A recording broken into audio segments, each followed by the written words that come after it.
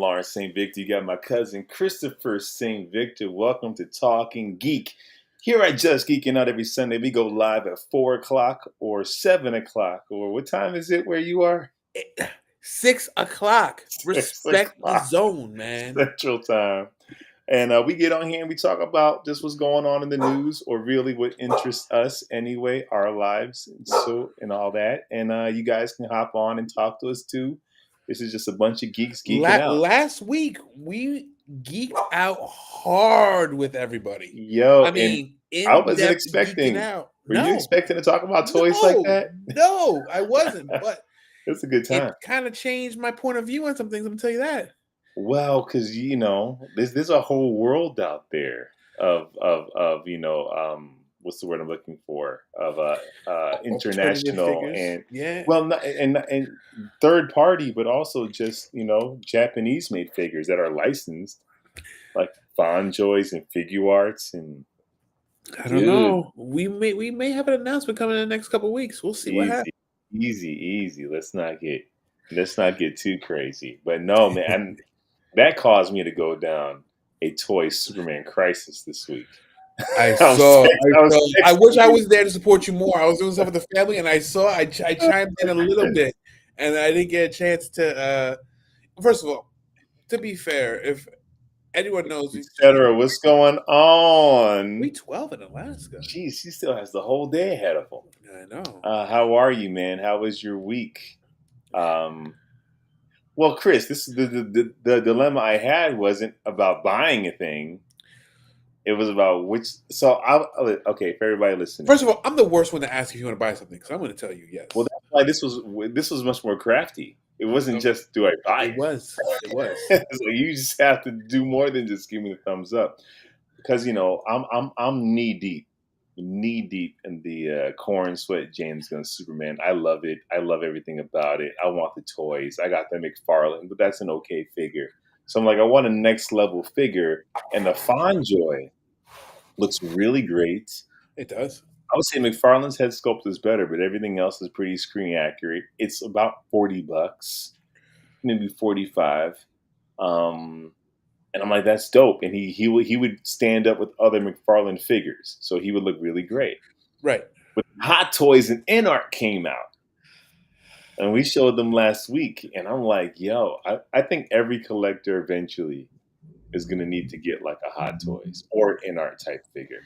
Eventually. I'm working on getting us some right now. Not really. Hey, would you just come? It's been busy, been hitting the gym. Get it in, bro. Get it in the gym, man. Get it in. Self-investment's the best investment, because then you can give to others. You never lose focusing on yourself. Yeah. So now, I don't need two. My McFarlane is fine. So it's like, do I just get like a kind of better McFarlane, or do I just double down and get the InArt? Double down and do it. You might as well spend the money to get through. The other one was, so when you said, so I don't know if you can access it real quick, but you sent me a side-by-side picture of the McFarlane, and then I think I have it on my phone, if I could find my phone. I don't know where the heck I put my phone. But the McFarlane and the Fonjoy? And the Fonjoy. And there's not enough. It's not that big of a deal. It's not that big of a deal for you to spend the money for another one, because they essentially serve the same purpose. But it's still only $40. Right. But it's so close to McFarlane. Do you need the same figure again? No, I don't. Right. But do I want to drop three freaking 80? I mean, that movie. I saw that announcement on Deadline. You got that? Oh, movie? Yeah. So, shoot. How was your week, Chris? My week was good. I didn't get much new comics, or I didn't get a chance to go to the comic book store. But last week I showed the Bruce Wayne Build-A-Figure. All of them. I opened them up, and I put together the Bruce Wayne Build-A-Figure. That is so freaking dope, bro. And look, and this closes and it opens up, and there's the bat suit. Why was this never part of the line when we were kids to begin with? I don't know, but like our friend Jack always says, with this figure, I'm happier than a Negro with a new gun. And our friend Jack always says that. Our white friend Jack always. He's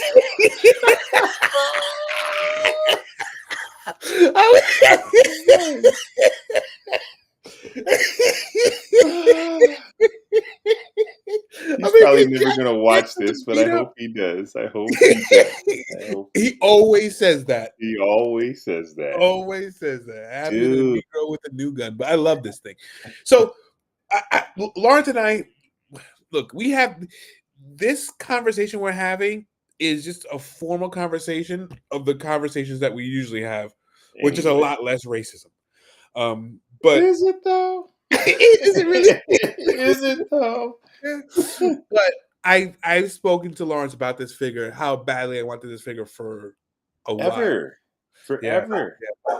For some reason, the figures that kind of shouldn't be figures, like the Alfreds, the Commissioner Gordons, the Bruce Waynes, like these figures really interest me. I like figures like this, like support figures. They build the world. I mean, they do. It's cool to have figures that you wouldn't necessarily think are figures. I want to show you one more because I opened them all up, but the one that I was most impressed with was the Hardak. Do you remember the Hardak episode? Of course. Yeah. So this is not painted on. If you can see, if I can get close, it's actually sculpted in the damage. That's and then so I like this head, but if you turn it around, it actually so you have a head that's all Hardak, and then it has the cowl that has the face on it. You might need to throw that one on there. Then. I know. The half is dope too. Yeah, the half is dope, and I just like the idea of the cowl. I know it doesn't go right, but I really should swap it for the metallic for the full. It's your shelf. It's my shelf. You do whatever you want to do. That looks like I need to like see a picture of just like all your McFarlane Batman the Animated Series figures. I have that on the shelf. I have it together. So Bruce Wayne, Phantasm, Bane, and then I have obviously Batman and numerous Bruce. Obviously the Batman, and then I have but of this wave. I know you have different animated series Batman, but like right. And I have remember the Lockup Build-A-Figure where Two-Face had another persona that was Lockup. Yeah, I have the Lockup. I have all of them for Lockup, which is okay. I forgot who else was in that wave. It was kind of a crappy wave. I just wanted to Lockup. Didn't your lady get you she got you some, I don't know if she got you the Bat Cycle or Robin. I have the Bat Cycle. So I have the light up so that's on my show. So I have the light up Bat Cycle with Batman on it. And what's cool is they give you a head and they give you the helmet, right? The helmet. So it's a head that you take off and you put the helmet on, which is that's dope. But you don't have a Robin. Of course I have a Robin. But in this way. Yeah. I have a Robin. Okay. Sick. You don't got that Batmobile. Did you get a Batmobile? No, I have a few, not the McFarlane one. I have a few.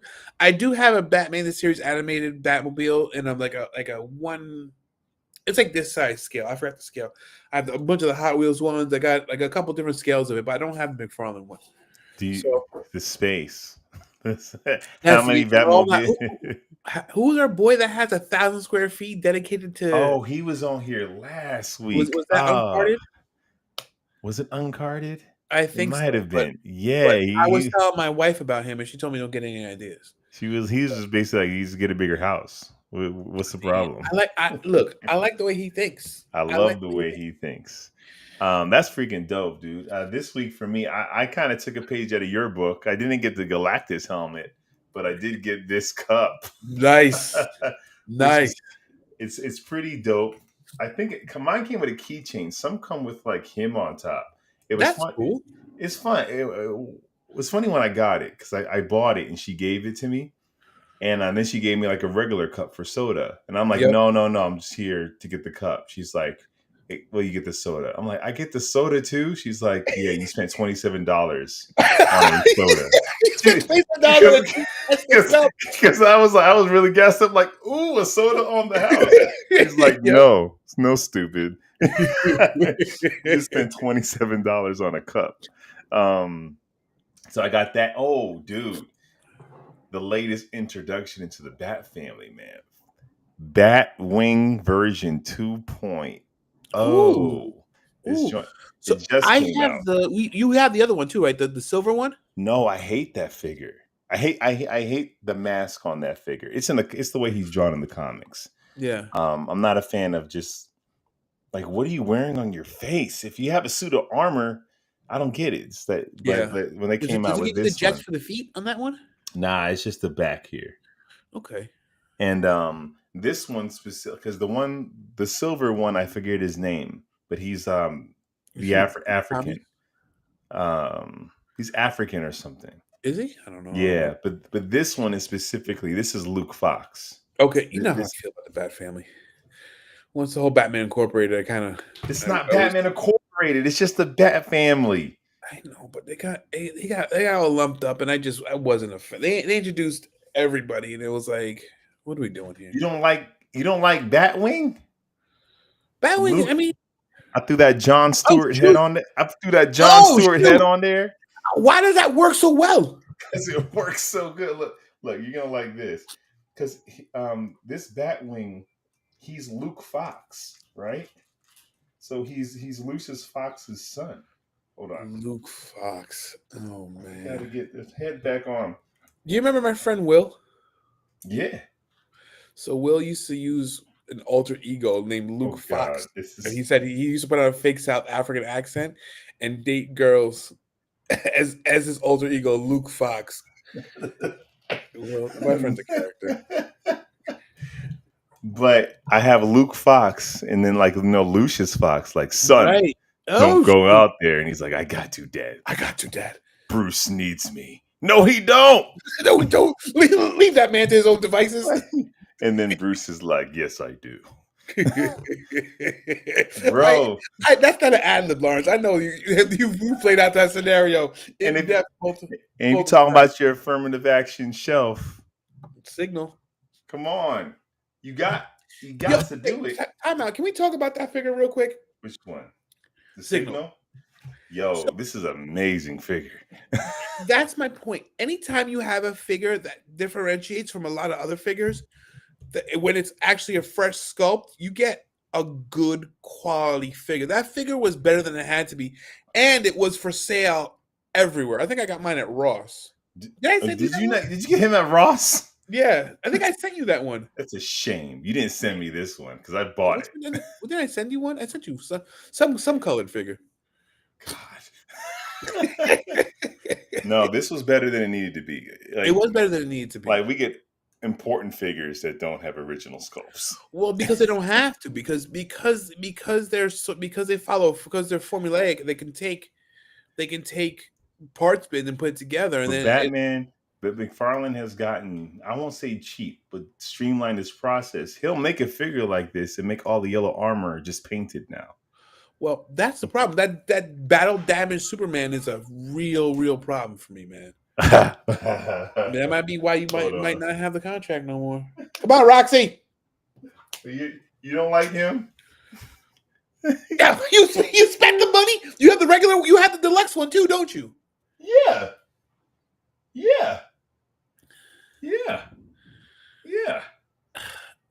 Okay. He didn't get battle damage in the movie. He just got dirt. But then why make a battle damage? There's no blood. There's no nothing. It's dirty. It's very dirty. You're just a fan now because regular Lawrence would not spend that money on that. No, I'm in. I'm in. Yeah. Well, because here's the thing. There's logic to it. I did want the Ultraman. Right. But I wanted him fighting somebody. But I want my other Superman to stand next to Reeve and Cavill. So I really don't need the Fonjoy. No, you really don't need the Fonjoy. I didn't know. In fact, in our group chat, I said I figure like this is just a cash grab from McFarlane. It is, but it is if you're a completionist. If you're trying to if you're one of those people that have to buy a whole wave, then yeah, you got the deluxe, because the regular Superman that you have without the wire cape is just like this. Yeah. But if you just, just going to grab a couple things, it's just a couple things, man. I mean, look, I get the completion. Like, look, when it's a builder figure that I want, then I feel a need to buy what I need to buy. And that's why they do the Build-A-Figure. It's Oh yeah, so that you can buy the crappy figure that no one wants. but I think your Build-A-Figure Bruce Wayne was actually a good wave. It It was wasn't like wave. it Bane, wasn't whack figures to get Phantasm, Bruce Wayne. Phantasm, Hardak, and the weakest one out there, Poison Ivy. But Poison Ivy is like He's a main character though, still. And as much as I think a Bruce Wayne figure should be a regular figure, it is kind of like a bonus figure. It is. I hate when they make figures you actually should have a Build-A-Figure. True. It's like, why am I building a? I don't know, but you know what I'm saying. Yeah. or they give you a Build-A-Figure that is like so obscure. You're like, why do I want this? Why do I want atrocious? Like, yeah. I mean, a lot of but then there's a Build-A-Figure that is a cash grab. Because why is Mr. Freeze a Build-A-Figure? I have that. I do have that. I have the Mr. Freeze Build-A-Figure. Yes. Why is that figure a Build-A-Figure? That's a main figure. Or is it good? Because if you're gonna buy all the main characters, then you kind of get Freeze for free. I like. You wouldn't have got Poison Ivy. We're not gonna Poison Ivy now, but I like the when they did the Bruce Wayne. Obviously, I like the idea of Lockup because he's an obscure figure. Yeah. But for like the fans, it's cool. For me, it's cool. That stuff I like because would I necessarily buy a Lockup? Actually, I probably would because I like obscure figures, like obscure figures that I like the storyline to that like I identify with. Then yeah, I'll buy. Right. But I don't know. I wouldn't buy it.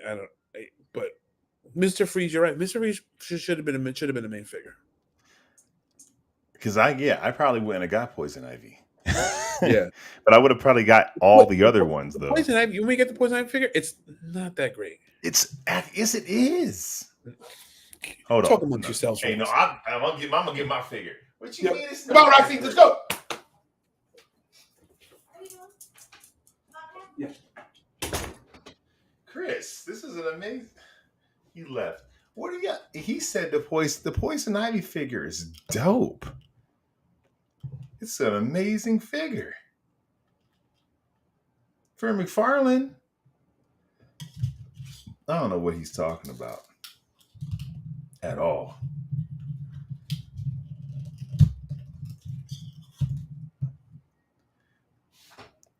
It's a good figure, and I'm going to explain why when he gets back. I don't want you to hear it twice. But we just here talking toys, man. We're going to get into some news very soon. And I also have a question for him and you guys, and you can answer in the comment section. And while you're here, either you're watching live or you're watching later on, make sure you like, comment, and subscribe. He went to go get his Poison Ivy. What did you go get? I grabbed the whole wave, but I grabbed the Poison Ivy too. Dude, this Poison Ivy is great. Okay. You know what? I heard you talking because I have my head, because I'm outside, so I have my headphones on. That Poison Ivy is a great figure.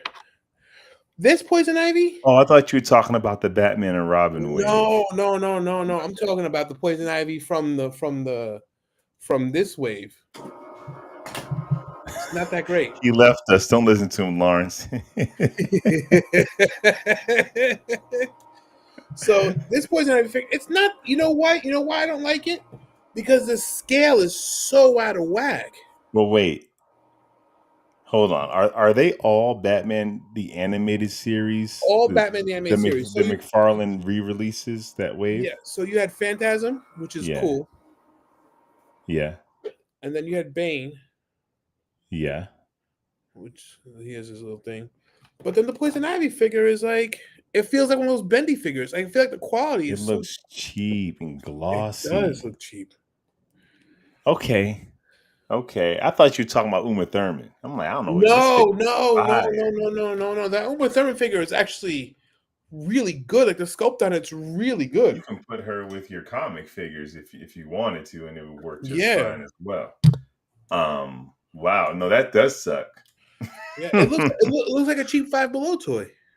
It does. It looks like, and it came with. Oh, you know what it came with? It came with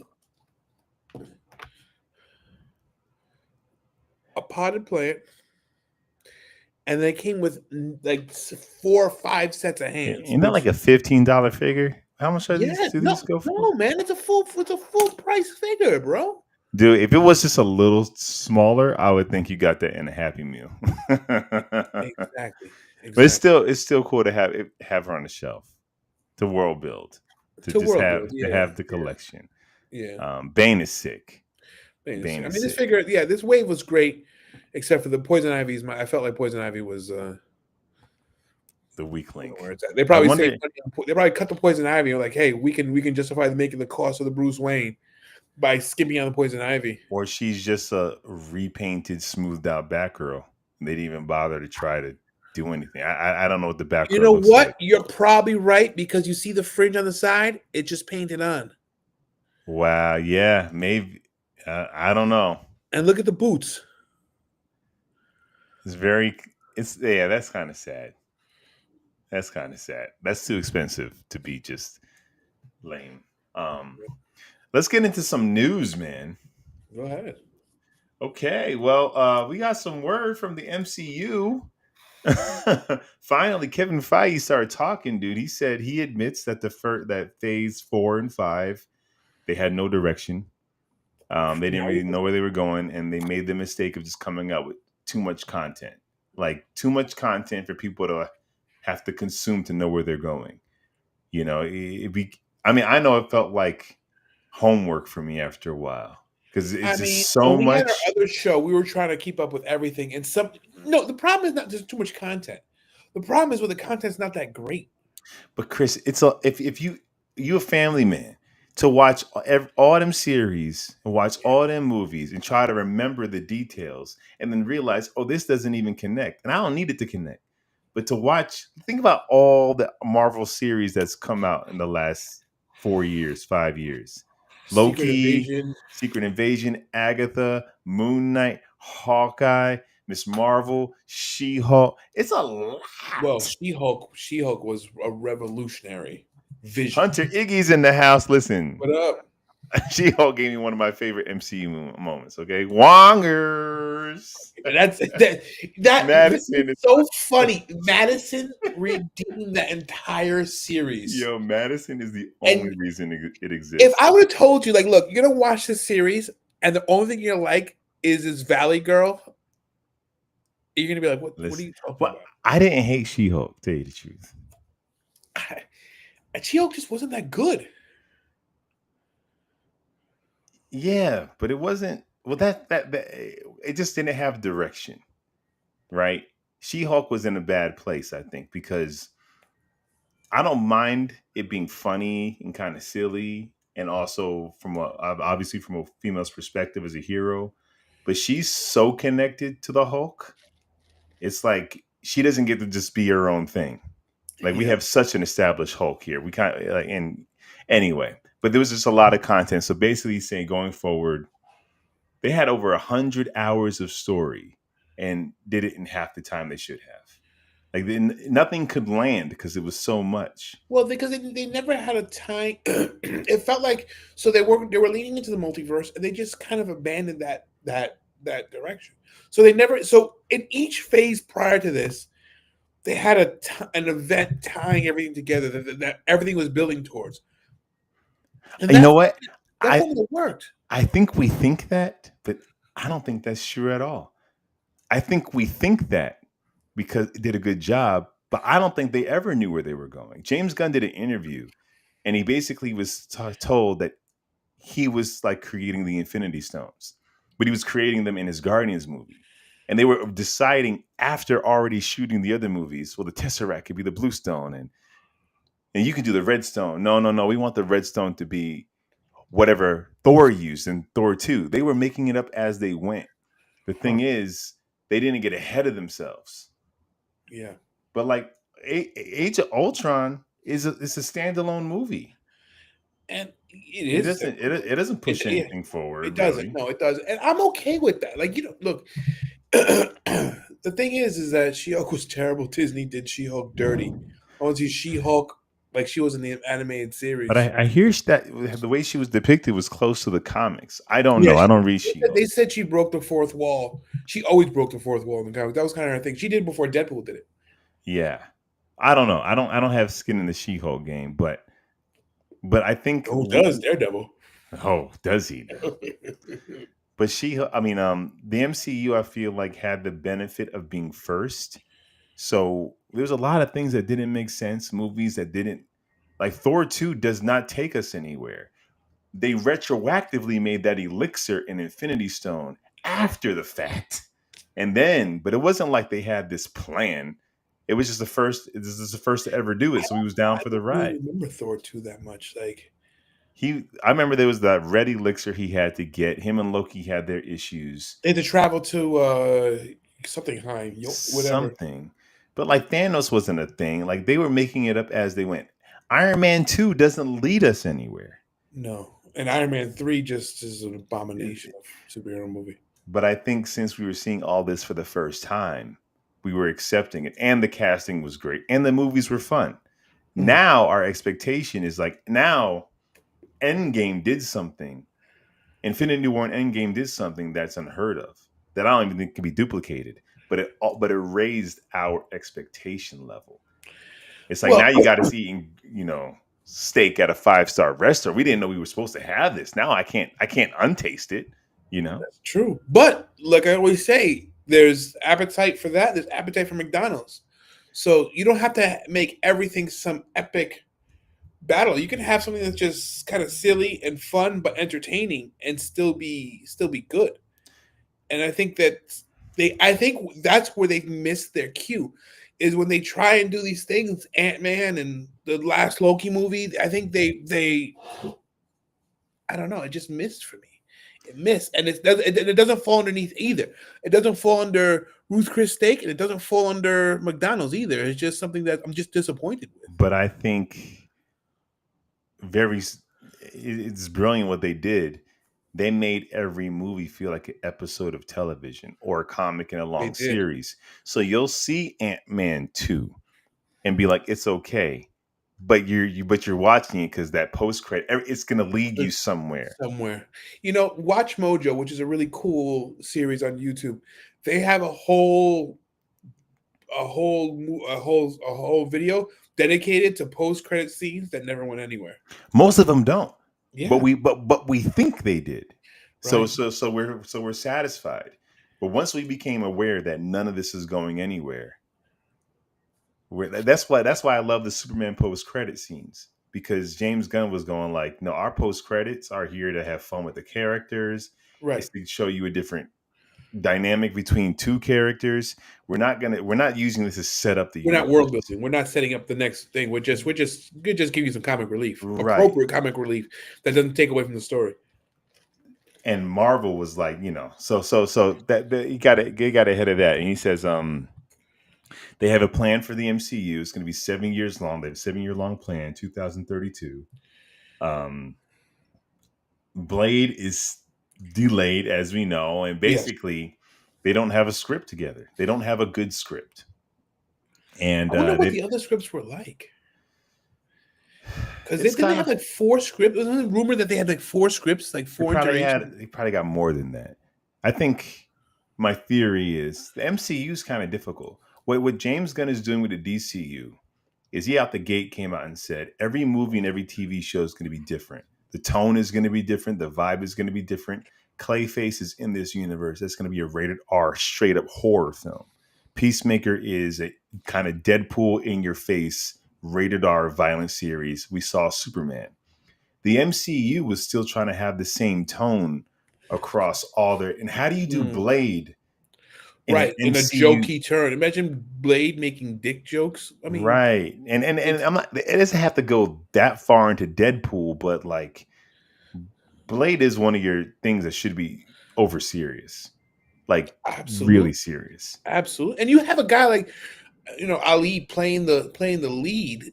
I mean, for you to water him down to like quips and comic reliefs, I think is a waste of him as an actor. But so how do you fit the tone? How do you abandon your tone? I see James Gunn has it right, because you can look, if I'm here in Texas, I look out, I'm sitting outside, I look around, Texas is one way. You can say this is a tone, right? Because Texas is pre-planned communities where I am, and just big open space is fine. Then I go back home to Rockland or New York City. It's different, but we're in the same world. So for me to say, for me as if I was a runner on these, and I James Gunn is right. You're gonna have different stories, different places, different people, different creatures. It can't be the same tone. You do yourself a disservice if you try and fit it all into the same cookie I cutter. agree, but that's kind of that's the way it's been, with the exception of probably Eternals, and that didn't turn out well. Well, that did turn out well because it was boring. I liked it. It was all right, but it was boring. For me, it committed the cardinal sin of How's it boring? They're fighting monsters and betraying each other. They are, but it wasn't that great. Oh. And Kevin Feige said that they were already in talks to bring in Doctor Doom before the whole Jonathan Majors thing. So it wasn't. He's basically saying replacing Kang with Doctor Doom or whatever they're going to do isn't exactly because of what happened with Jonathan Majors. He said he was having talks with Robert Downey Jr. When does Jonathan before Majors get to Ant-Man come 3. back? When is his shunning going to be done? Because what's going on? Whoa. Tease multiverse. What's going on? Super Sunday Thank to you, you brother. too, my man. Appreciate it. I think he'll be. I think he's making his way. His movie magazine Dreams, got re-released, and he did all the press for that. And I think when it comes to the Marvel Cinematic Universe, is that you don't need him anymore. Like if Doctor Doom is going to be the thing, and we're doing Avengers Doomsday or whatever, like we're kind of out of the Kang thing. Let me ask you this: do you think, because we're talking a 7-year plan, do you think in 7 years we're ever in a space where we can see Kang again in the MCU? Sure. Because there's no way. I have a hard time believing, and I could be wrong, that Robert Downey Jr. is playing the Doctor Doom. Mm. In my mind, he's a Doctor Doom, but he's not going to be like our Doctor Doom. Well, we already know because Fantastic Four comes out next week, and which was a kind of a weird spoiler at the end of what movie was it Brave New World? What movie that we just got a spoiler where they saw Cap? Yeah. What was it? Yeah, so the end credit scene was they found a ship coming in, and it was the Fantastic Four ship entering their universe. Why do I forget about this? I don't even recall this at all. Yeah, that was the end credit scene. So we already know that Fantastic Four, because Fantastic Four takes place in a different universe, in a retro, kind of like Fallout 4, like a retro. Well, it's not Fallout because it's not apocalypse, but it's like a retro futuristic, like a futuristic like 1950. Yeah, like Jetsons. So we know that's not our world. So either they A, time travel, or B, travel to a different universe to join this universe. We know that's going to happen because it's not speculation. We saw it in the movie. Right. So where's Robert Downey Jr. Doctor Doom from? Is he from their universe, a different universe, or that's where it's kind of like, they have to come up with these reasons, right? Because they didn't have the license to Fantastic Four or X-Men at the time, and now they have to figure out a way to bring them in, but we can't act like they've been here this whole time. Right. Too much has happened. Speaking of X-Men, at the end of the Marvels, we got that scene with Beast and the other Monica Rambeau and everyone else. Like, Beast, was that not Beast, but we got X-Men in the MCU. And a different universe X-Men. May not be the X-Men that show up in Avengers Doomsday. May not be the X-Men that show up when we finally get our X-Men movie. They use that's the multiverse is a brilliant tool to tell amazing stories, but it could also be the weakest cop out because you can always say, well, that's not our Beast. You don't have to make a decision. But we do have Kelsey Grammer back for the next Avengers film, as well as Mystique, as well as a lot of the. I want to say almost Logan back. Is it Wolverine back? No announcement, but he will be. Yeah. But pretty much that old X-Men roster is back. I think Halle Berry's back. Is back. So I don't know, but I think I'm very excited for Fantastic Four. Kevin Feige also said that They will eventually down the line recast Tony Stark and Steve Rogers. Mm. Down the line, eventually. He's like, just like with James Bond and David Cornsweet as a new Superman, we will have a new Iron Man and Captain America I wonder if the down the MCU line. is so big that they can, you know how they do like even the comics, they do like Rebirth or Marvel Now, where they do something, they have an event that kind of resets the universe. I wonder if Marvel will have that because there's so much history and so much world building that they need to do kind of a soft reset to introduce these characters again versus having a complete reboot. Because I don't see a world where we have a complete reboot. Or but if there's a multiverse, and we've already established within the multiverse, this Steve Rogers can look very different than our Steve Rogers. That's true. It That's true. it gets you. I honestly hate the idea. I feel like there's so many A star players that Marvel still has. We still got the X-Men, still got Fantastic Four, Spider-Man still in rotation. I think the way Iron Man sacrificed his life was like I'd be happy You to don't want to never take that away. not unless it's like a complete like we're rebooting everything like with a new Superman movie. But if it's still Yeah. going to be within the continuity, I mean, there's not a better end to a superhero on screen. It's true. It's I am true. Iron Man. Snap. You know what I would love to see, which I don't think they'll do. They kind of do it with like the Matt Reeves Batman, but I would love to see like an Elseworlds type story that doesn't necessarily follow the rules and can do stuff with real consequence because it doesn't tie into anything. And I would love to see like a cool like what if or Elseworlds type story. Like on a big scale, on a big screen scale. It's tough. It's tough for me as a fan because hold on. Team Multiverse says I get the feeling X-Men at the end of the Marvels will be one that they'll utilize in Doomsday. Mm. Talk is this universe that Gambit was sent to after Deadpool. Wow, okay. I mean, why introduce them, right? If we're not going to use them, Right. I Right. mean, we might as well.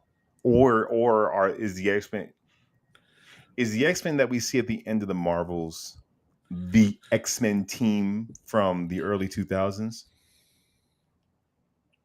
Because I want to see that team.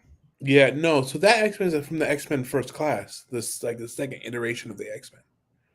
No, because Kelsey Grammer was Beast in the Marvels. Oh, you're right. Because Lex Luthor was freaking Beast, right? Yeah, Nicholas Hoult was First Class Yeah. Beast. Oh, you're right. So Kelsey Grammer was that Beast. So I'm saying, like, He's a great cast for Beast. That was amazing. So if that's the universe from the early 2000s, then I want to see that. Because what's the point of bringing back the original team if it's not going to be them, just older? Right. Like give me that Spider-Man. If we're gonna do nostalgia, give me real nostalgia. Because Halle Berry still looks fantastic. You know, They all do. Speaking of which, freaking, I should have. Dang, I should have asked her. Because when I was at the Monte Carlo Television Festival, guess who I told you I met Tyler Hoechlin, but I also met Famke, the Jean Grey. Oh, really? Yeah, we because we all stayed at the same hotel and we rode the elevator together and we were talking a little bit and I should have been like, did you look at her? I was like, Jean.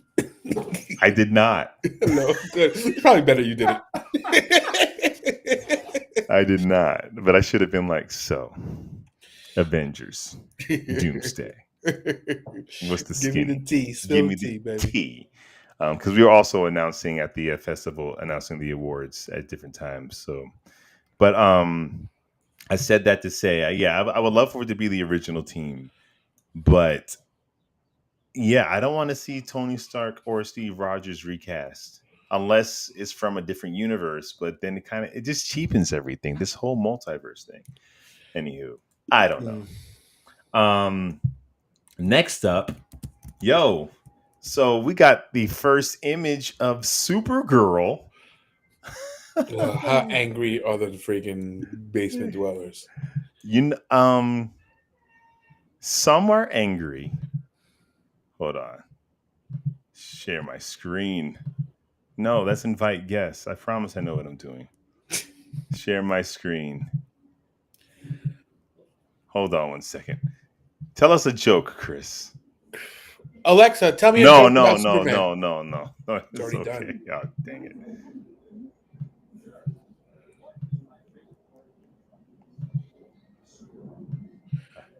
Oh, he said, and they did a voice too. What is my favorite part? What's Superman's favorite part of the market? The supermarket. Wow. It's tough. Wow. Alexa outside is kind of hurt. It's not supposed to be outside, but it is. So, So here's a look. I saw that. I love that. Because Superman's whole thing was look up, hers is look I look out. out. And for those, I mean, I think people are upset who don't know the comics. How can you introduce her as drunk? And it's like if you read Supergirl, Woman of Tomorrow, she literally goes to a red sun planet to enjoy her 21st birthday. But she also does this because she's dealing with some serious traumatic issues because she does remember Krypton. Right, right. She's a teenager. Her parents died. She Her has parents complete sent her to recollection, look after Clark. and then she got stuck in some type of thing, Right. and he turns out to be 30, and she has no one to relate to because he can't remember Krypton. Right. So she doesn't have anyone to really grieve with. It's So she's actually dealing with. it's a pretty cool angle because you have these two beings who are so alone, but even then when they try to connect, they can't connect because they're two totally. It's a cool. I think Completely different. it's a yeah, it's cool. And if he is, and I think a couple iterations of Superman and Supergirl didn't ruin their perception by the public, but it definitely altered it. Well, there Like was we one where said, she was an angel, right? well, that's the comics did a bunch of things, but like Zack Snyder made everyone think who grew up in the 2000 teens that Superman's supposed to be this brooding, dark, kind of loner god, and that's not him. But anyone who grew up with Snyder thinks that's who he's supposed to be. And very similar to the Supergirl show, she wasn't really Kara. She was just a female Clark. Mm. And it's like, no, Supergirl is actually edgy. She's her own person. She's her own person. And if you're going to have a Superman movie where Superman is so hopeful and sees beauty in everyone, then I need his cousin to not be I need her to be kind of a dick then. I'm not mad at that. I'm not mad at that. So when it brings so much context, Superman coming in like, where's the dog? Yep. Where's the dog? Because if she comes home, she's John Wick, everybody. She will. Yes. Superman's like, you don't understand. I'm trying to save all of you. If she comes home and finds out you hurt her dog, that's a wrap.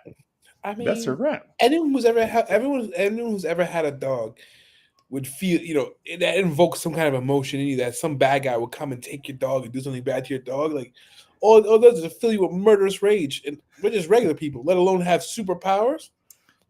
And not just have superpowers, but like, there's only two other beings from your planet that exists. It's your cousin and teenage dog. angst. Forget about it. Forget about it. I want to show you something else, man. We got concept art, dude. What do we got? Of what David Corenswet could have looked like. So here we have this, which is pretty much what he ended up looking like. You see, and then we got this bad boy, which I wish. Look at the S. And no collar. This is peak. I wish they went with this design, but I understand why they didn't. What they went with, like Reeves. They want their own thing to stand out. Yeah, like he wouldn't stand out too much. He would feel like a combination of Cavill and Reeve. And this is it with the Black S, and I'm happy they didn't go. I felt like we don't need a Kingdom Come yet, or the original. That harkens back to like that old school. Yeah, but I feel like this Superman this one was too bright and hopeful to have black in his costume. This is it with no collar. I don't mind no collar, but it's whatever. This kind of hits. Briefs. That's like the new one. It's like New 52. Mm-hmm. But I like that they went with briefs. I like that Superman makes a choice to look a little bit more cartoony, to not be so people isn't scared of him.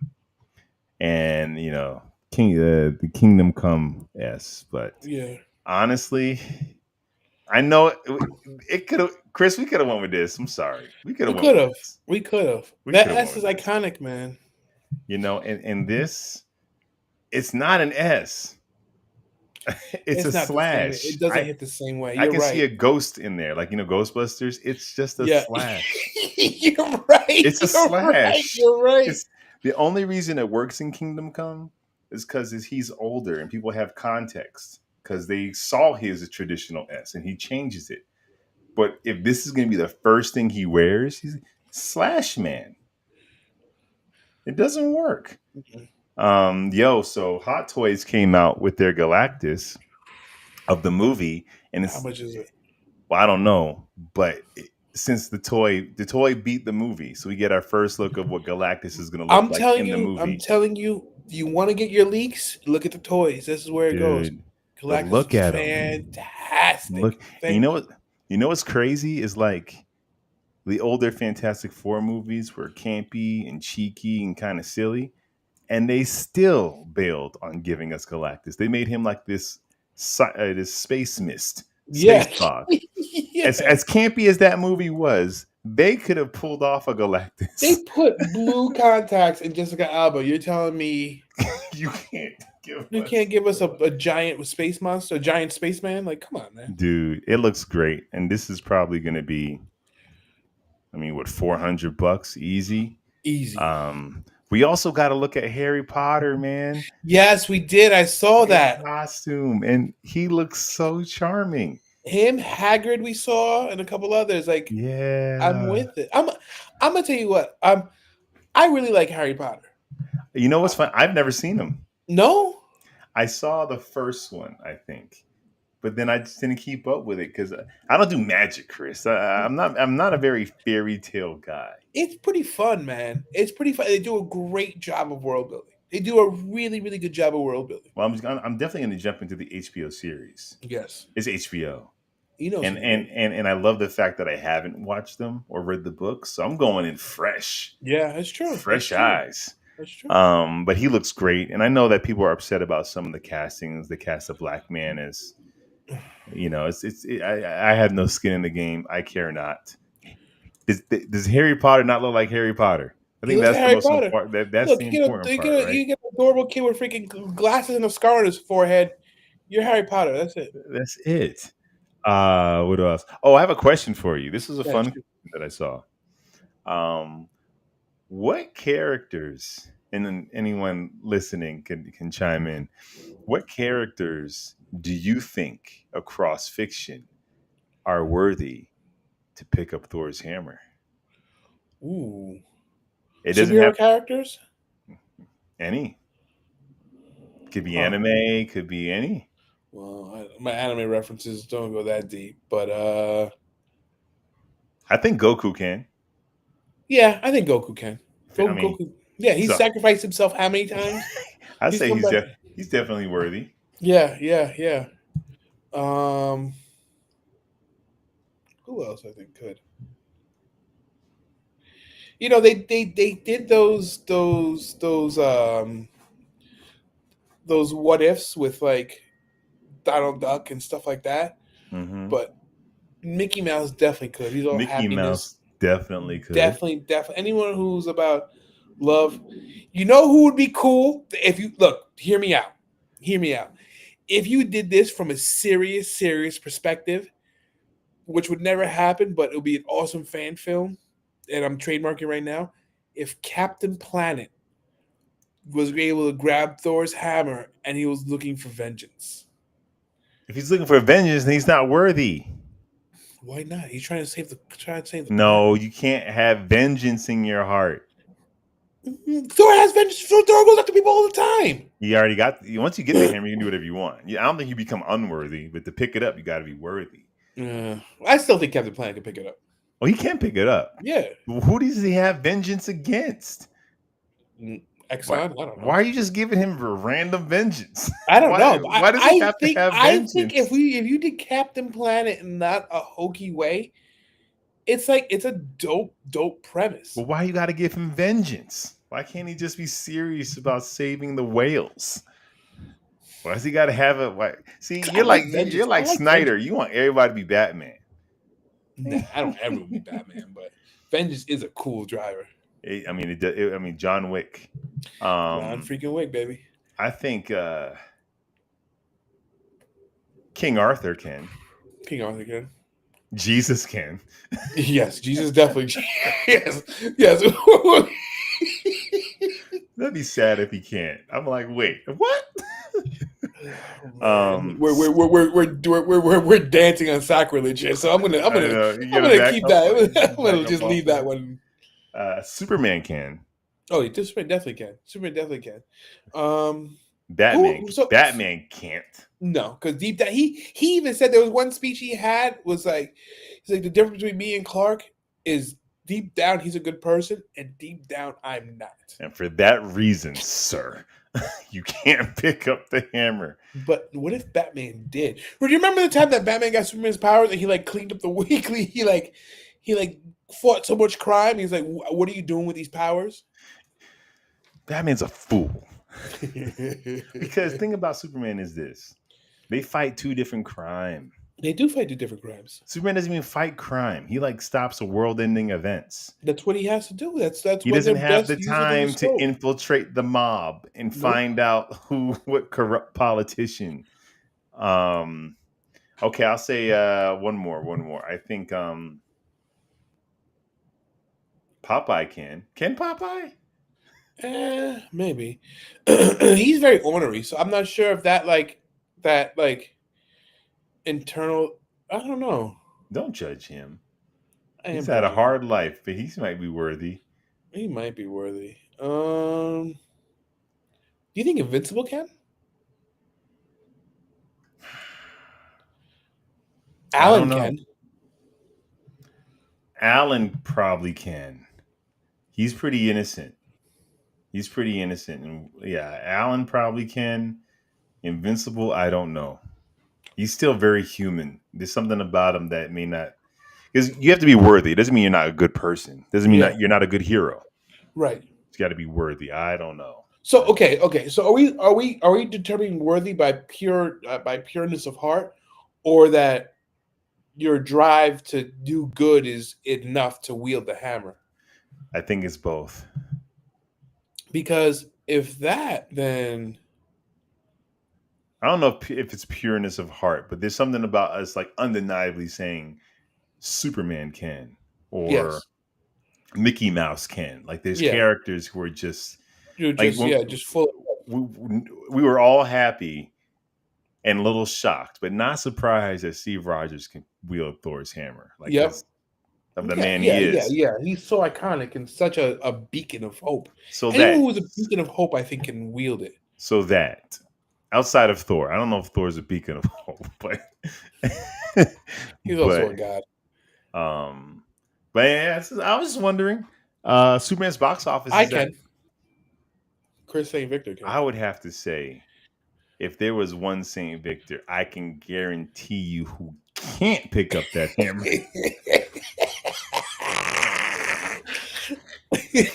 Chris, it ain't you, because it knows your heart, and it'll know what you'll do with that power.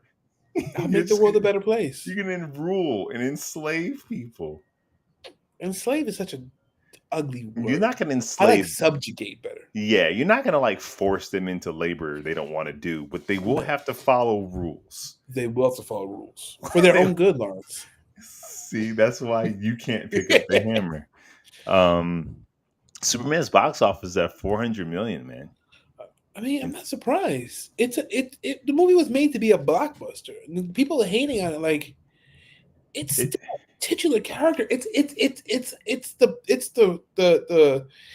the I don't want to say mascot, but he is the face of DC. He is, but I feel like he's gonna need to get to 700 million to be like the box, at least to be like the box office. Like, oh man, they killed it without a shadow of a doubt.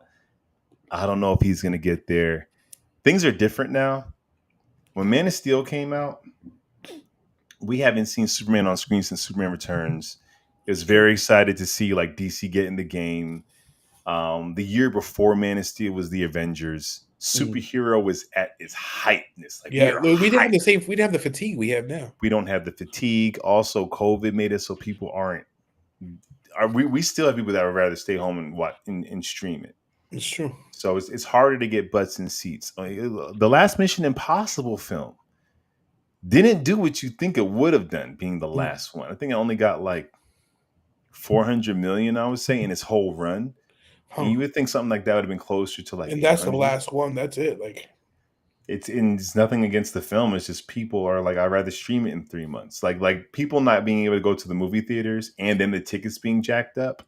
Like it changes things. And when people went to go see Superman, everyone went in there, including myself, going with just don't suck because of the baggage. We went with baggage. it's true. Superman, in its first week domestically, Chris, outgrossed the entire run of the last 4 DC films. Damn. So like you're going into a new DC film with a string of like failures. I mean, we had was Blue Beetle a failure? Not a failure. No, I want to say it's a failure, but underwhelming box office. Okay. I know Black Adam was.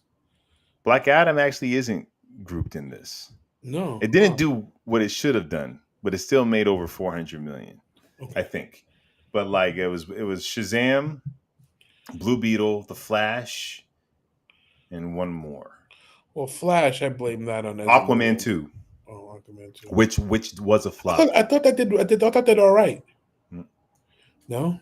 Well, when you okay, it's tough seeing a movie that you know is not going to matter. Well, that's also the thing. But Aquaman 2, I feel like if it was good and people believed in it, it should have transcended that. Well, because it made 440 million worldwide in its whole run. Superman's up to 400 million in its first week, but Aquaman 1 made $1 billion. Oh shit! The drop off from 1 to 2 is crazy. Yeah. And I'm not saying it's Aquaman's fault. It's everything. It's like these movies don't matter. Where's everything going? The Flash didn't do anything because the Flash came out before this one. So I think really I blame a lot of this honestly on Ezra Miller and his shenanigans.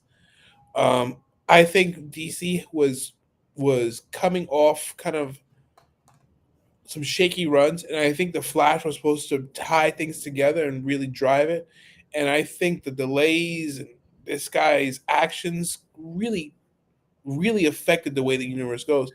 And in hindsight, not saying what he did was good because it wasn't, but time will tell whether James Gunn taking the helm is the better play for DC versus there was no other play. Snyderverse was a mess, right? It was. Because the Snyderverse didn't just include his films, it included all the other ones, and they didn't connect. So I'm happy we got to this point because but I think the Flash, I think it was already a dumpster fire before the Flash. I think just mismanagement, people not knowing where they wanted to go. Yeah. Wonder Woman 84. Oh man. Right. And it should have been called freaking Diana Prince 84 because we barely had Wonder Woman in the entire movie. But the logic of Wonder Woman 84 is that it's 1984 and she's in a shopping mall saving people, right? But her whole introduction into the DCEU was she's been in hiding this whole time. So the content's already tripping over itself. Yeah. But so James Gunn did his last interview for the movie, and it was a really good interview. And here's some things he said specifically about Henry Cavill and the DC, because basically everyone's pissed off at James Gunn or this whole new DCU because of what they did to Henry Cavill. But Henry Cavill was done dirty way before this. Like Henry Cavill, they were not invested in him, and he was not getting a Man of Steel 2 at all. If you remember, I don't know what happened with negotiations or money, but the post credit in Shazam was a stunt guy in his suit because he wasn't even there to film it. Can you imagine Robert Downey Jr. not being there to film his post credit? So they just throw some random dude in a suit and don't show his face. And then The Rock came back with Black Adam. The Rock and Henry Cavill have the same manager. So The Rock, there was also a vacuum at Warner Brothers in DC at this time. There's a hole, and everybody was trying to like have their way with it. So Dwayne Johnson, his people come in, try and do the same thing, and they bring Henry Cavill back. People forget that. Why would he need to be brought back? Because they weren't invested in him. They kind of got rid of him. Right. So James Gunn was saying that they approached him to direct a Superman film in 2018. He didn't say whether it was going to be Henry Cavill or not. he opted to do the Suicide Squad instead. He didn't. I don't think he had a take on Superman. He did. It didn't feel right at the time. Yeah. So he did the Suicide Squad. So basically, he was like, the day we signed our contracts with Warner Brothers to become the new heads of DC, that day they announced that Henry Cavill's back as Superman. And we had to go to him like, what are you doing? Like, we had a whole conversation. Our whole thing is about us doing Superman. So somebody screwed the pooch there. Yeah. Told Henry he had a job when he didn't. So James Gunn and Peter Safran had to sit with Henry and tell him, listen, man, we love you. You're great, but we're going in a different direction. And Henry was like, can I be the one to tell the people? And like, sure. And then the interview was like, is there room for Henry Cavill in your DCU to play a different character? And James Gunn said, absolutely. We talked about that day. Right. Who would he play? I'm about to ask you that question. Who would you cast Henry Cavill as? I like to see him as a villain. He does a good job as a villain. But a good villain, not like one that stays. Is he gonna be a Superman villain, or is he gonna be outside and? Nothing's determined. Or would you want to keep him as Superman for your eventual multiverse crossover? Nah. I feel like we've seen that already. I feel like we've done that already. Not in DC. I know, but do we need to see that again? If he shows up in his Superman suit and goes to David Corn's foot and he's like, looks like he can use a hand. Brother. Look, unless you do like a Crisis. If you do a Crisis right, then there's room for Cavill. Because Crisis was like, when did the original Crisis come out? Was it like the late 80s, early 90s? The first Crisis came out? Mid 80s. Early 80s. Because then they had Infinite Crisis and they had Final Crisis. Well, those were later on. Yeah, but if you do a Crisis, there's room for him. Some fans want him as Batman. I guess he was a good Batman. He got the square jaw. And he has the imposing presence. We know he can pack on muscle. I think he still has it. Yeah. So you put him in the right suit. Yeah. With the height, he's an imposing figure.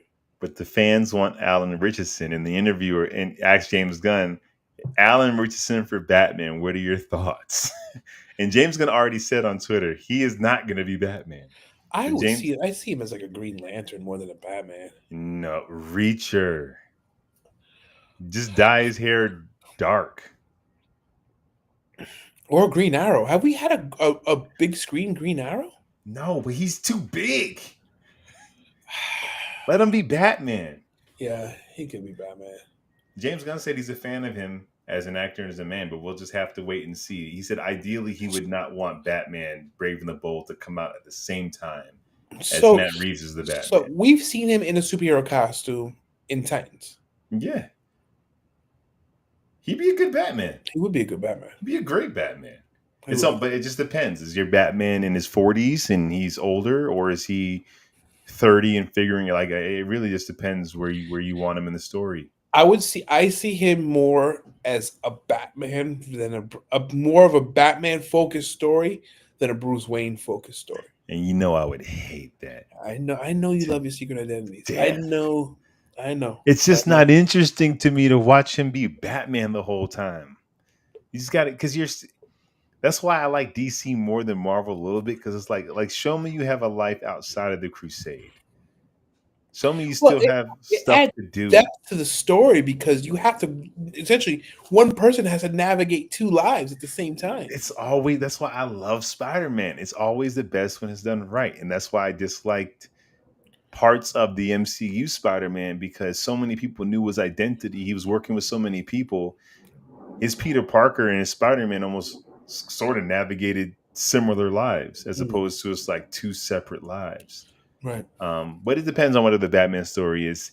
What else did James Gunn say in the interview that's worth merit? Oh, he definitely said that the message from Jor-El is authentic. Really? And he's surprised that people think it's not. He's like, I went out of my way to make Mr. Terrific say it was authentic.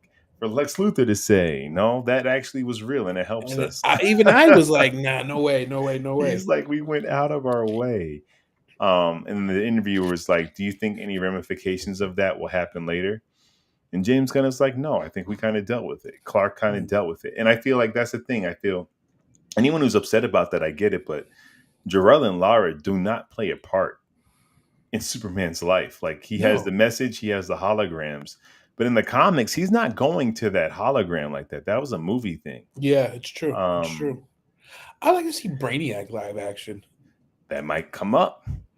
That might come. Oh, and this dude, King Lion, said he was upset about the James Gunn choice for Jor-El because, like, do not tell me Krypton's a bunch of colonizers. Do not tell me that you sent Kal-El, Kara, and Crypto, KKK.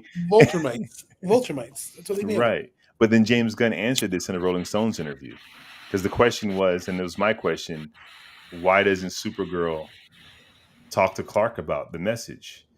And he was like, who's to say she knows about it? Basically saying what Jor-El and Lara were having their son do in their logical, scientific mind of their son's survival doesn't mean it's the Kryptonian way. Right. They're just like, you can go and you can. Okay. If, as self-centered as human beings are, if you have these powers and you go to a place that you see is technologically behind you, you say, hey, you go, you lead them, and you, number one, repopulate and try to bring our race back, and number two, show them the way, because our way is superior. That sounds like America to me. Yeah. Well, hold on. but even less than that, I feel like you'll have powers, you'll be stronger than them. Don't misuse them, don't hurt them, but do put yourself in a position to be safe and keep our bloodline going. I feel like you're watching these scientific, logical minds 2 seconds before they're about to blow up. Yeah. So they're telling their son to do what they think is best for his survival. It's not the Kryptonian way. If it was, that's a good point. Vulturemites were going to other planets like it was their job. They were colonizing other planets, yeah. Kryptonians weren't doing that. No. He only gives their baby son this message because it's the only way it's the only way they can see him surviving. And they're but with Kara's father, Zor-El, may not have given her that message. Right. You know, he might disagree with them. I think James Gunn was even like, she may not even know Superman's parents like that. They may not even be close like that. She doesn't know what Jor-El's message is. Just because they're cousins doesn't mean, for all I know, she wasn't sent to look after him. They were just both sent. Right. And Jor-El and Zor-El don't get along. I don't know, but yeah, yeah. Anyways, is that all I got? Oh, one last thing, and I'll let you get out of here. That Mortal Kombat trailer dropped. Yes. What are your thoughts? Okay. I was happy there was at least a Mortal Kombat tournament, but it felt like the 90s Mortal Kombat movie. Hey, do not disrespect that movie. That movie was freaking fire. Do not disrespect that movie. I don't know. Look, you know what I want from Mortal Kombat? So the Mortal Kombat movie we just got that had no Mortal Kombat in it. Yeah. I wanted the first 15 minutes of that movie. Oh, so the tone so and good. The first 15 minutes of that movie translated into a Mortal Kombat story. And it literally that movie felt like two different movies. The storytelling, the acting, the action was so good. The beginning was like Shogun and starring the same guy. And then after that it turned into like Street Fighter, Chris. Do not disrespect Mortal Kombat. It turned into Street Fighter, 90s Street Fighter. But it didn't even do that, though, Lawrence. It didn't even do that. It was just cats fighting, but there was no actual competition. So let me we didn't have Mortal Kombat. Are you excited because there's going to be Mortal Kombat? No, I'm still not excited about it, but I just no. It looks. Look, as much as I like what's his face, freaking Butcher, Carl Urban, but it feels too campy when it's not supposed to be campy. Johnny Cage could be campy, but the rest of the world is darker and scarier. That's why it worked. That's why to me the 90s one worked, because he wasn't serious, but it was obvious he should be taking this seriously. I'm telling you, it felt like, I mean, we got to get over here from Scorpion, which is like iconic. And we saw a bunch of other guys, but I don't know. I'll honestly, I'll wait till streaming. Unless Sebastian really wants to see that, I'll wait till that. I'm gonna wait till. But I love Carl Urban. He's a great actor. But him as Johnny Cage, I don't know, because even when he doesn't move like a fighter. So when it cuts to a stunt double, even in the trailer doing all them flips, I'm like, brother, I know that's not you. Because the way he was swinging them sticks didn't look like he's done it before. And I'm sitting here going, if you wanted a freaking martial artist who's older, who looks like in their heyday they were the man, why not cast the guy who Johnny Cage is based off of in the first place? Why is Jean-Claude Van Damme not in? And I'm sure Jean-Claude Van Damme would love to be Johnny Cage. Or they offered it to him, but the money was so little. He's like, "You want me to do what? For how much? You know how much this movie's going to hurt me physically." But can you imagine if it was him at the bar? So he used to be big, and he used to be big. I used to love your movies, and he's like, oh, dude, that alone, I'm going. It can be the same exact trailer, but put Jean-Claude Van Damme in there. Heck yeah. Yeah. And you know he's gonna do the split with he has to do the split. He has to. The way Carl Urban moves, I'm like, you can't split. You can't lunge. I know you can't lunge. Right. Why is Liu Kang not in the center of it? Maybe I'm old and don't know how the games are anymore. Did they include that stupid character they created for the movie? Cole? Yeah. He's in there. He's in the trailer. How is he the main character of the first movie and they barely even mentioned this dude? Like they created this whole new character to revolve around this dude that didn't exist in the comics. Not the comics, in the video games. When there's 1,000 characters in the video games, you have to make one up. And then in the sequel, you just completely ignore him. Ignoring him. And what bothers me about this sequel is, here's a story about a guy learning about this other world and these other powers. And he has a fight to protect all that he loves. It's the same plot as the first one. Wasn't Cole the fish out of water that learned about this different world? This time, at least traveling and doing the tournament. We don't know. Do we know that for sure? They say that you have to do this tournament to save your world. What was we doing in the first movie? I don't know. Just fighting Goro? I don't know. When Raiden shows up to him in the parking lot, I'm like, this looks like something we could have shot in some random Palisades Mall parking. It just didn't look right. It didn't look right. But I'll see it when it streams. Is that all I got for you, Chris? I think that's all I got for you, man. That's it? Oh, well, I think it's perfect timing. Here's Bashy. Patiently waiting. Bashy, he's been dying to show you this. Let me see. He better not drop it. It's his Oh no. Let me get the door fan. Hit the fan for me. Yep. Here, hand me the car. The less you walk with it, the better. All right, can you push it so I don't spoil it? Okay, got it. Go hit the fan. Where's the fan? Right there. The switch right there. Good. Perfect. Okay. It's connected to it? Yeah, come back, close the door. Hold on. You want me to show it? Hold on. Oh, I just broke the thing. Sorry. You're good. Okay. That's usual. Okay. Lawrence, I'm going to take my headphones off. Uh-huh. So he can hear you and he can talk.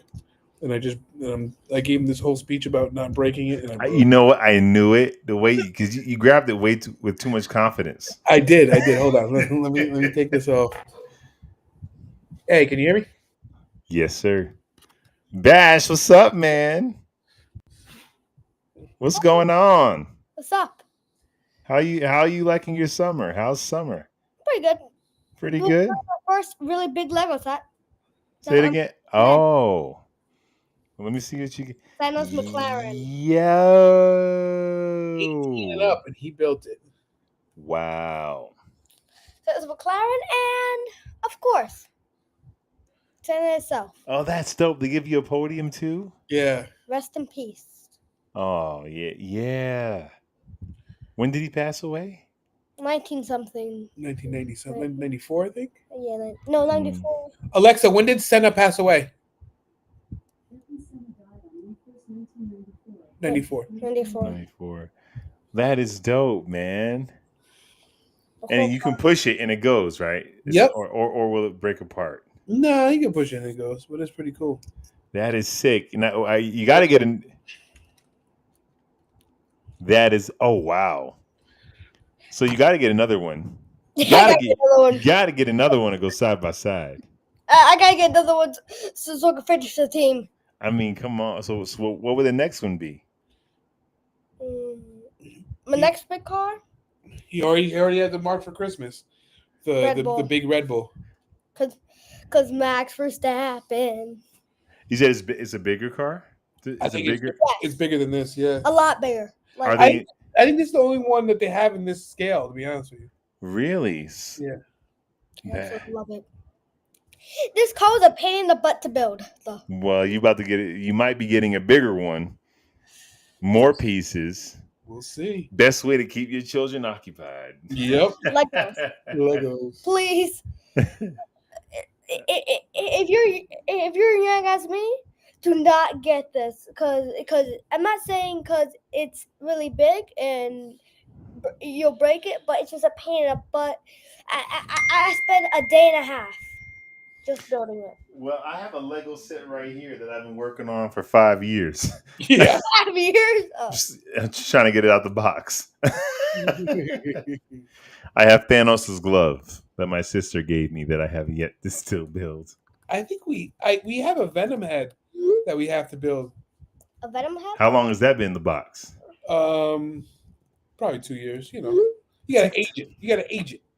Yeah, I mean, that's the maturing time, right? You know, this was a pain in the butt to build, but it was all worth it because it nearly chopped in half while I was building it. It did. We had a lot of frustration with this. But... So, are you ready to build a bigger one? Yes. No, that's really cool, Sebastian. That's really cool. It was a pain in the butt. The most biggest Legos I ever built. It was just a pain in the butt. So you got to be careful. Yeah. You got to be careful. I'll bring this one inside for you. Yeah, because you could never trust me with those things. Yeah. Oh man, well, it's good seeing you, Bash. We're gonna get out of here. I'm about to go watch K-pop Demon Hunters. Oh, I saw that. You know, I've been watching Righteous Gemstones. It's funny. Is that dude from Eastbound and Down? Yeah, if you like Eastbound and Down or Vice Principals, you like that, you're gonna like that. I never seen Vice Principals, but I like Eastbound and Down. Vice Principals is funny. Is that HBO too? Yep. Same crew. Is he in it? Yeah, it's the same. Walton Goggins is in it. Is he in Vice Principals too? Yes, Walton Goggins is in it. The girl who plays the sister Judy, she's in Vice Principals too. Every 4 years, they just take the same crew and make some other nonsense. That's funny. Okay, I'll check it out. I think Shay would appreciate Righteous Gemstones because we always making fun of the church and stuff. Oh man, it is it's authentic. So long story short, I know we're about to go. We got invited to a church because the church is here in Texas. Super duper mega churches. Oh yeah. We got invited to a Christmas spectacular. Isn't Joe Osteen in Texas? Is he in Texas? Yeah, he's in Texas. So we went to the one over here, and it was a full official stadium, and they brought live animals. There was camels and live animals. People were swinging from the rooftop. When I tell you the production quality was bananas for a church, the production quality could have been like a Broadway production. That's how good the quality was. Wow. Yep. Also, I forgot to say one more thing. Yeah. If you take this off, I think you might not want to right now. Yeah. I'll send pictures. Because if you take this off, here we go. You can see the engine. Oh, nice. A lot of detail. How much was this, Fat Boy? These joints be a grip. Probably like $80. Legos is expensive. Were they always expensive when we were kids? Yeah, they were always expensive. So when our parents bought us Lego sets, we didn't realize they came out the pocket. Exactly. And then I think, but you know what though? When you go to because he was building some of the Pokemon sets that was Mega Blocks, there's a big difference between Mega Blocks and Lego. I'll tell you that right now. Mega Blocks. Yep. The quality is not the same. I don't even know what Mega Block is. Imagine you're trying to put a round Lego block or a round ball on a Lego block. Yeah, it's like the quality is not there. So Lego, they know what they're doing. Have you been to Legoland? We have not. It's pretty cool. I don't know if there's one. I'm sure there's one on the East Coast. I think, but There is. I think there's one over here in Grapevine. I think. it's pretty cool because like you really. We only see it at the hotel, but a lot of we were watching one of the videos and like the people that are hired to just sit in a room and like design the next Lego. That's the cool. Intricacies of how the pieces work are actually engineers. They have to be. Yeah, because you have to all. Yeah, I mean, you're engineering. Right, you are. How do you? What pieces are you going to use to make this thing? It was really cool. Yeah. One of the favorite things that I love about this that they actually paid close detail into that the other Lego cars I have don't is that how they actually did the wing. Oh, that's not on. That's not on the other ones. I think they had DRS back then, Bish. Right. Yeah. Oh. But the wing, they do have the details on the wing, but they don't in the other ones. Very cool. They don't have DRS. DRS came out in like the early 2000s. Ask your dad for an F1 car that you can drive. Yeah. I'm gonna try to do that. Like a mini one that you can drive. We should. Thanks, Lawrence. Appreciate that. And then he can get one, and then you guys can race. Yep. And not be like Lance Stroll. And that'd be like Lance Stroll and crash.